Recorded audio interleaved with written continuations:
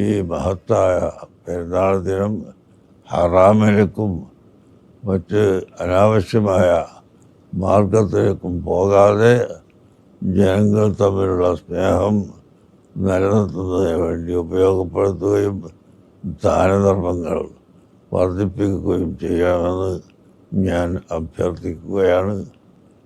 മതസൗഹാർദ്ദം അത് ഇസ്ലാം നിർദ്ദേശിച്ചിട്ടുള്ളതാണ്.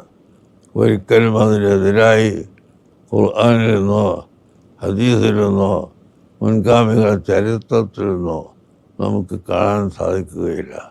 അതുകൊണ്ട് എല്ലാ മതവിഭാഗങ്ങളുമായി സൗഹൃദവും സ്നേഹവും നിലനിർത്തി ഇവിടെ ജീവിക്കാൻ എല്ലാ മുസൽമാനും ഈ പെരുന്നാൾ ദിവസത്തിൽ പ്രതിജ്ഞയെടുക്കണമെന്ന് കൂടി ഓർമ്മിപ്പിക്കുകയാണ്.